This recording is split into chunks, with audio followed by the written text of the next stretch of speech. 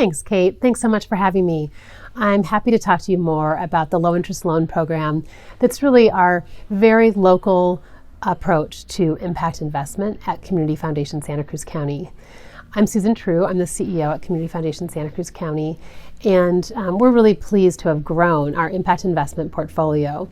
We've loaned over $5 million where capital is needed most for social sector problems that just are where capital is out of reach. For whatever reason, the financing is too expensive, maybe the collateral isn't strong enough, and some projects just are not going to be supported with a commercial lender. So we've been really happy to jump into the pool and become a lender ourselves. We have worked with Community Foundation from Monterey County on several loans. Just to give you an example, one being to FarmLink. FarmLink is a local CDFI that works with the local farming community to strengthen production, to encourage sustainable and organic production, and to really help immigrant and women farmers to get a foothold into this region's farming sector, growing sector. So together with Community Foundation for Monterey County, we've made an investment as well as with some of our donors to provide loan capital so that wells can be built, long-term leases can be extended.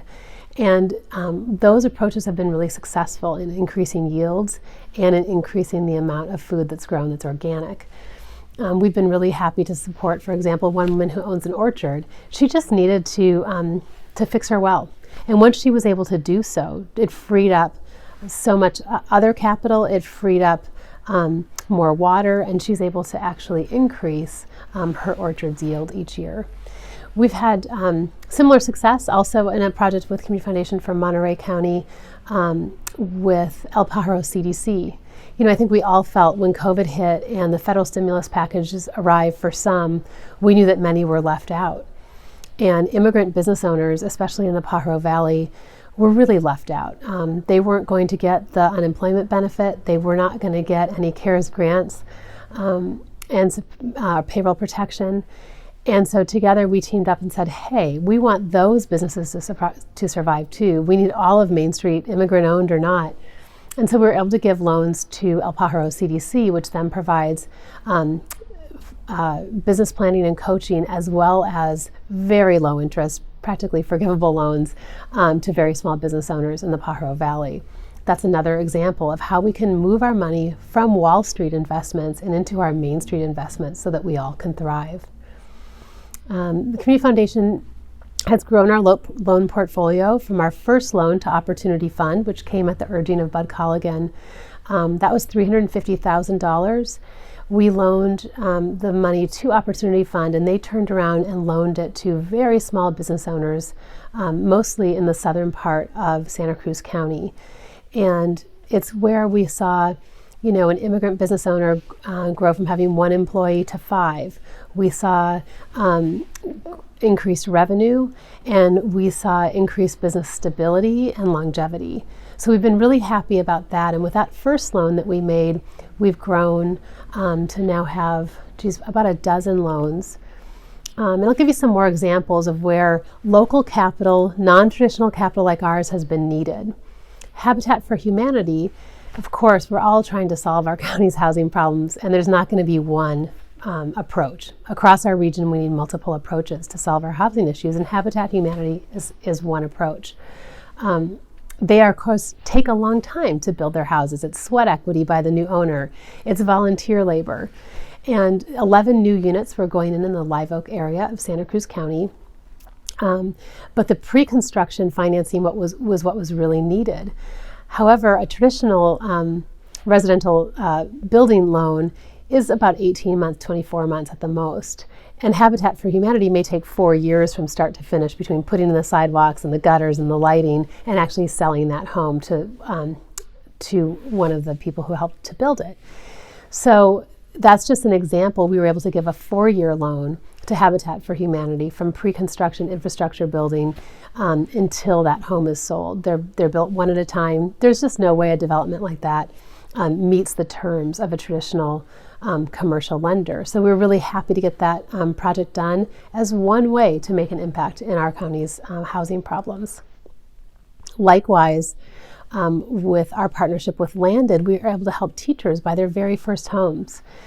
Teachers were having a hard time coming up with a 20% down payment on a condo in Santa Cruz County. But with our help, we paid for half of that down payment, and it didn't go into their financing load. And then after 10 years, they pay us back when they refinance their home or sell it. That's been really exciting. And just as, again, another way to support progress in our county's housing difficulties. Another example of housing issues would be Housing Matters was able to purchase, with our help, an old Victorian across the street from their River Street shelter. I think of this as about the poorest curbside appeal in town. It's an area that has a lot of homelessness in it, but by turning this Victorian into 7 units of permanently affordable housing and permanently supportive housing for people who have experienced chronic homelessness, we're making a significant dent into a problem of just a lack of places for people to go. That project we did in a partnership with Santa Cruz County Bank, because together the capital stack became affordable to get the project done. So you can see those are 3 very different approaches to housing, but all of them needed at least partial support from a non-traditional lender like us. And I should say that the Habitat for Humanity project I mentioned also included Silicon Valley Housing Trust and the Monterey Bay Housing Trust, so we're really excited to partner on that for the first time.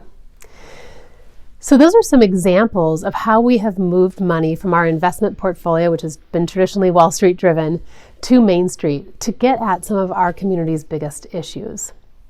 And there's so many ways to help. We actually developed a community investment revolving fund, so donors in the community can add to that fund. We will make a loan out, like say we did with Landed for teacher housing. When that's paid back to us, we just revolve it right back out into the community, into a Habitat for Humanity loan, for example.